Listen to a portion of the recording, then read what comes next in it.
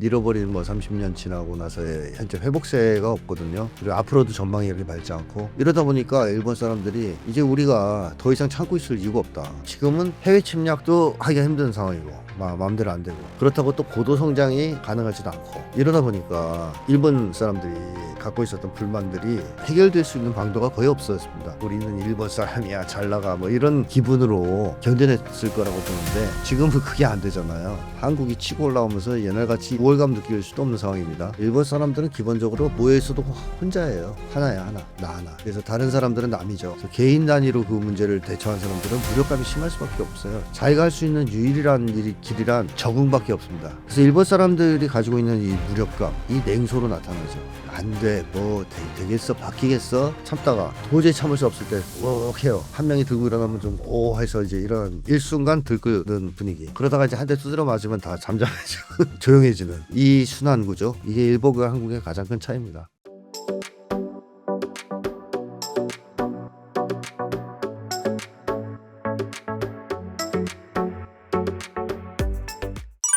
최근 일본에선 재무성을 해체하라는 거리 시위까지 벌어졌습니다. 원래 참는 걸 미덕 삼던 일본 사회에서 이런 모습은 매우 이례적이죠. 이 분노의 정체, 단순한 세금 문제가 아니라 억눌렸던 감정의 폭발로 봐야 하지 않을까요?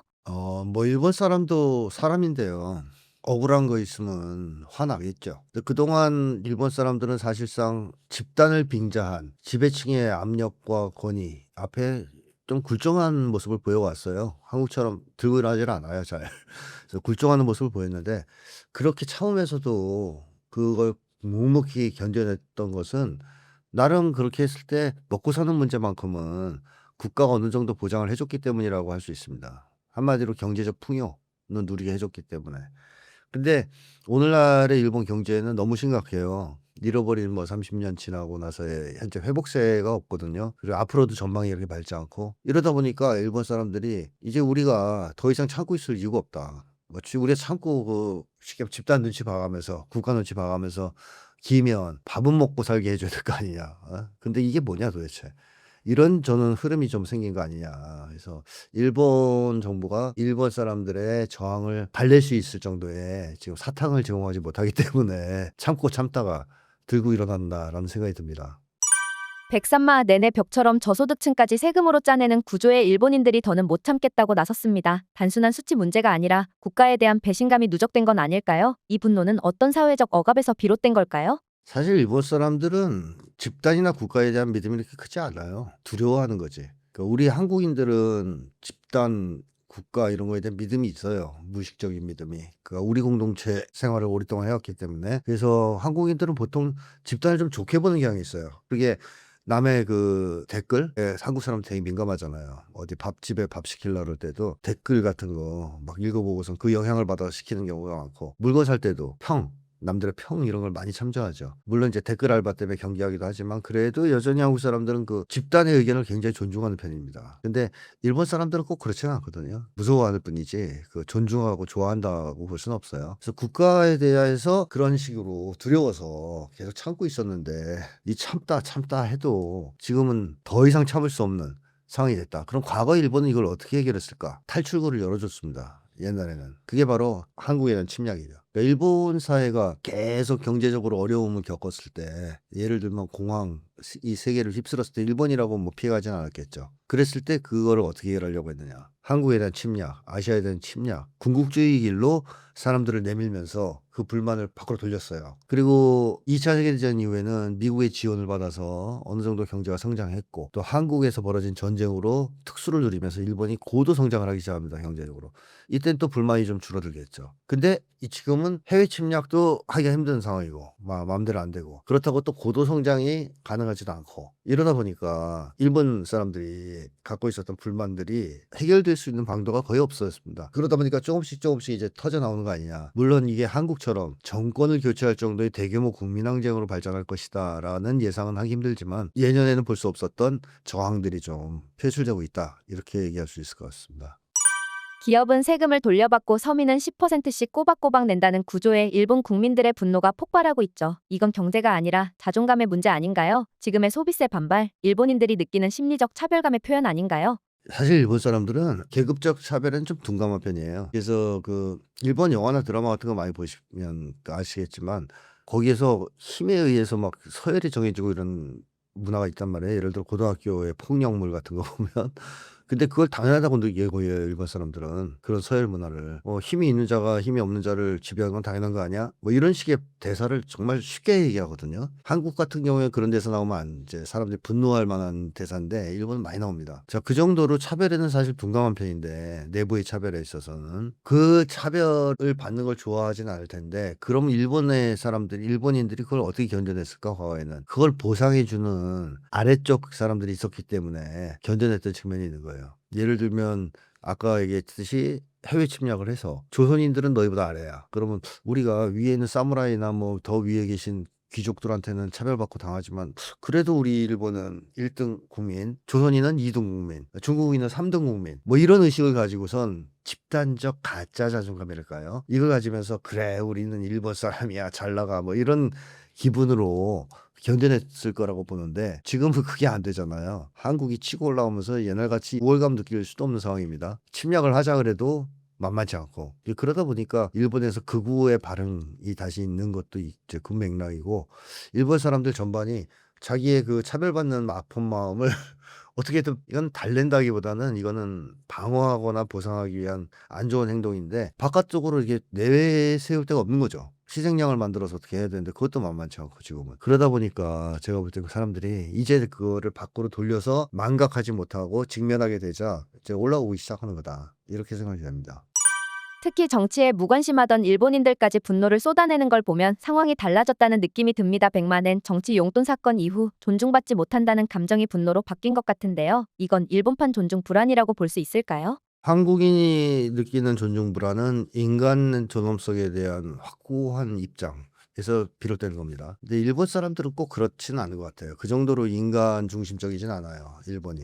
한국보다는. 근데 뭐 일본인들도 인간인 만큼 무시당하고 차별당하고 이런 것들을 좋아할 사람은 아무도 없죠. 그런 점에서 제가 볼 때는 이러한 총리의 행위, 총리가 뭐 국회의원들한테 용돈 팍팍 주는데 자기들한테는 박하게 굴고 경제는 엉망이고 이런 것들이 분노를 일으킬 수 있다고 봅니다. 근데 더 큰 문제는 현재의 자본주의 세계, 특히 서구 사회라고 보통 일컬어졌던 미국, 유럽, 일본 이런 나라의 지배층이 많이 부패하고 많이 뭐랄까 질이 저하됐다라는 거.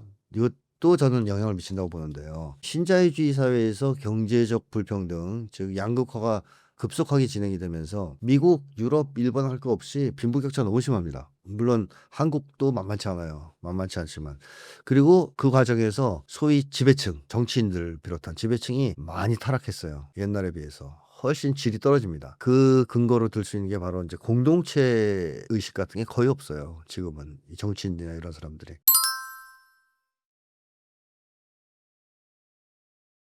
옛날에는 그래도 보수냐 진보냐를 떠나서 그런 게 좀 있었거든요. 국가를 생각하고 공동체를 생각하고 조금 정치인다운 정치인 이런 사람들이 좀 있었는데 이 신자유주의는 모든 사람이 자기 개인의 이익을 쫓게 만들었기 때문에 공동체 의식이 다 사라져 버린단 말이죠. 정치인이 가져야 될 고유의 공동체 의식 이런 게 다 사라졌습니다. 그럼 인간의 질이 저하되죠. 국민이 볼 때 저것들은 애국자가 아니라 그야말로 정치를 이용해서 자기 배만 불리는 그런 파렴치범처럼 느껴지는 시대가 온 거예요. 이러다 보니까 옛날처럼 위에 사람들을 한편으로는 두려워하면서도 한편으로는 그래도 저들이 국가를 위해서 국민을 위해서 뭔가를 하겠지라는 믿음 자체가 거의 붕괴되고 있는 시절이다. 그래서 일본인만이 아니라 전 세계적으로 그런 정치에 대한 분노, 기존 지배체제에 대한 분노 이런 게 올라오고 있거든요. 그러니까 일본만의 문제는 아닙니다. 유럽에서도 올라오고 미국에서도 올라오고 미국이 잘못 올라와서 트럼프가 되는 이런 이제 특이한 현상이 발생했지만 기성체제, 기성 질서에 대한 분노 이게 상당히 커지고 있다.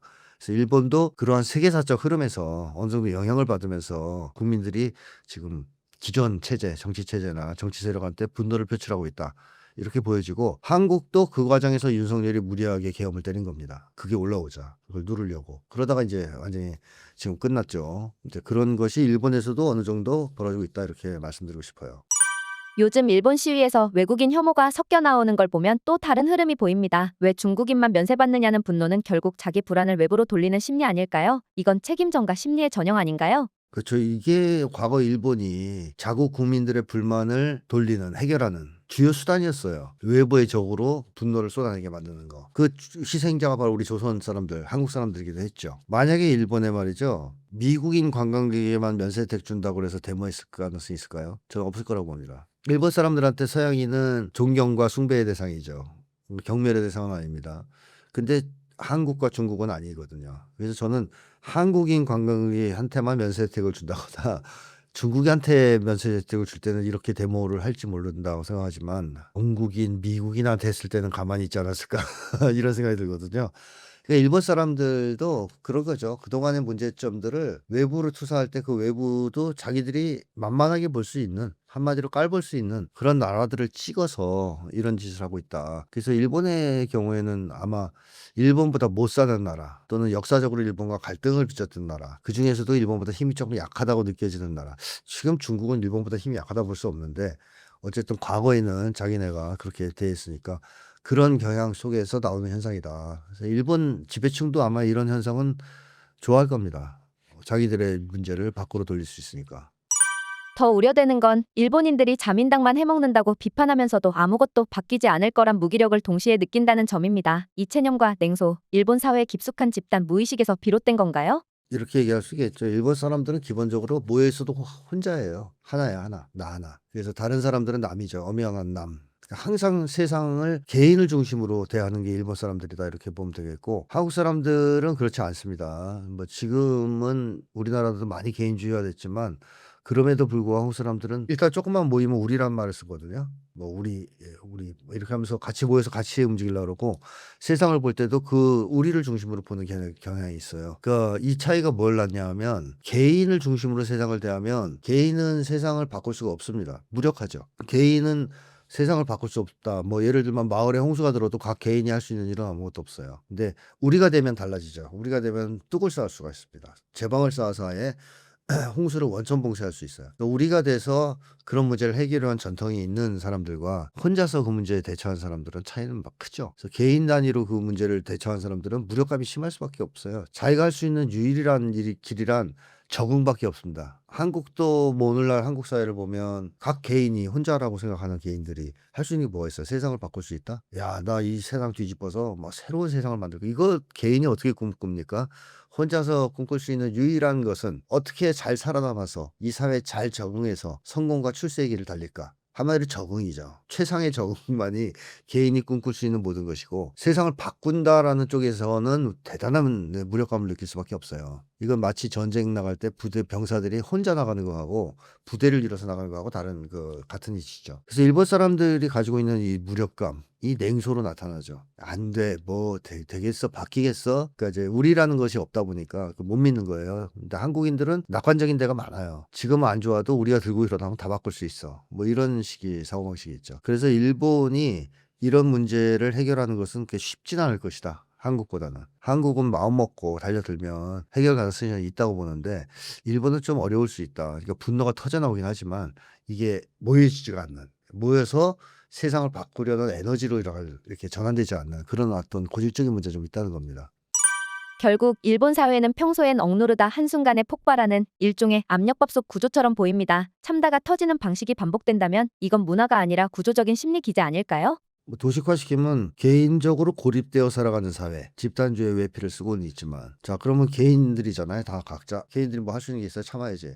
참다가 도저히 참을 수 없을 때 욱 해요. 한 명이 들고 일어나면 좀 오 해서 이제 이런 일순간 들끓는 분위기. 그러다가 이제 한 대 두드려 맞으면 다 잠잠해지고 조용해지는 이 순환 구조. 또 거기서 외부로 폭발시키는 그 분노를. 아 이게 막 올라와. 그러니까 외부로 야 쟤를 공격해. 조선인들 공격해. 이 중국인을 공격해. 이런 식으로 해결하는 게 일본 사회의 기본적인 패턴이었다. 이렇게 보여지는데 이거는 이제 끊을 때가 됐죠. 이제 끊어야 됩니다. 일본도 이 부작용을 빨리 직시하고 끊어야 되겠죠. 근데 한국은 좀 다르죠. 아무리 개인적으로 고립된 사회라도 국가적 이슈가 제기되거나 공동체 이슈가 제기되면 뭉쳐버려요. 한국은 아직도. 그래서 똘똘 뭉쳐가지고선 일순간 들끓다가 한 대 맞으면 끝나는 게 아니고 들끓어 오를 때 한 대 맞으면 폭발합니다. 완전히 더 많이. 이러면서 뭐 사회가 확 바뀌는 이런 것들을 반복해왔죠. 이게 일본과 한국의 가장 큰 차이입니다. 일본 사회가 이 집단적 분노를 해결하려면 결국 무의식적 트라우마부터 건드려야 한다는 말 공감됩니다. 그렇다면 지금 일본에 가장 먼저 필요한 변화는 뭐라고 보시나요? 저는 고립을 탈피해야 된다고 말씀드리고 싶은데 그러려면 일본 사람들이 자기 문제를 정확하게 알아야 됩니다. 자기들이 무조건 맞고 정상이고 이렇게 생각할 수 있어요. 그러니까 비정상 사회에 살면 비정상인 걸 모르잖아요. 비교해야 알거든요. 뭐 예를 들면 제가 쓴 책만 봐도 한일 관계, 한일 심리를 많이 한국인과 일본인 심리를 많이 비교했는데 일본 사람들이 보면 깜짝깜짝 놀랄 수도 있습니다. 뭐 한국인은 그런 저렇다고? 저게 가능해? 아, 우리가 조금 문제가 있었던 거 아니야? 이런 자각들이 생길 수 있지 않습니까? 그래서 일단 일본 사람들이 자기 문제를 정확하게 좀 들여다봐야 된다. 그러니까 우리가 다 괜찮고 뭐 다 잘났고 이런 식으로 생각하면 백날가의 발전이 없잖아요. 따라서 현재 우리의 문제가 뭐냐? 이걸 정확하게 이해할 필요가 있다. 그렇게 되면 일본 사람들도 모든 문제를 개인에게 돌리는 것이 아니고 사회 구조적인 모순 같은 걸 이해할 수 있을 겁니다. 야, 자민당이 오랫동안 이렇게 해먹으니까 생기는 문제 아니야? 뭐 일본의 불평등, 불균형 이런 문제 아니야? 등등등 사회 구조적 문제가 있다라는 걸 인정할 수 있겠죠. 자, 그렇게 되면 공동의 목표가 제기될 수 있고 연대 단결 이런 것이 가능할 수 있어요. 그래서 일본 사람들은 그것들을 좀 경험할 필요가 있습니다. 공동의 목표를 가지고 연대하고 단결해서 문제 해결하는 노력. 그것이 큰 문제든 작은 문제든 간에. 그런 끈질긴 노력을 통해서 일본 사람들도 그 지독했던 집단의 탈을 쓴 개인주의, 고립주의. 여기에서 좀 벗어날 필요가 있지 않을까 하는 생각이 듭니다.